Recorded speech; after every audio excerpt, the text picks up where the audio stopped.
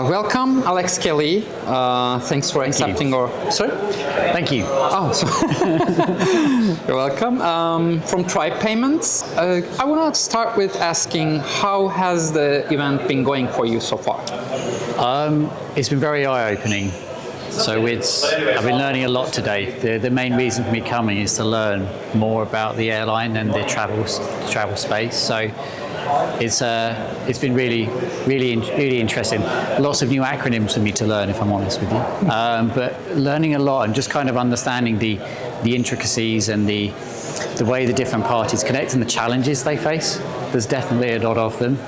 How AI, how agents are planning to be used in the market. There's a lot of questions that people have around that, and it's quite clear not everyone has the answers, but there are solutions being proposed. So it's been super interesting. We met a lot of very interesting people understanding how their business operates and how maybe there's a chance to work together.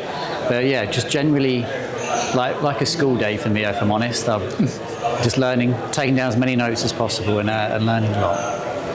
Is your brand utilizing AI for payments? So we use a lot of AI in our backend primarily.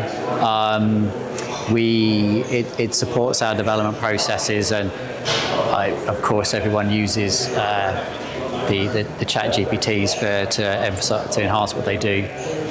We look at using AI more on our front end as well, but we're a back-end technology player.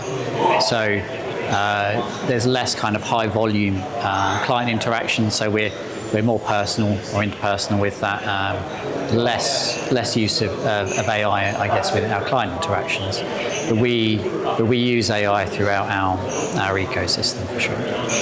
And what is the highlight so far? What has been the highlight so far for you among the panels? Which one was the most interesting or like eye-opening for you? So there's a couple of the use of AI agents and kind of how the sector is looking to integrate them and how it's looking to deal with the problems that creates. Who's owning that interaction, and how is information going to flow through the network as it has done. So it's interesting to understand that. It was also particularly on some of the panels. So we had Furin talking earlier, who we work quite closely with, but it was really good to understand how their business model has looked to service this sector, how their treasury solution is really providing some really cool and really optimizing financial tools for companies. So that was really interesting as well. My last question,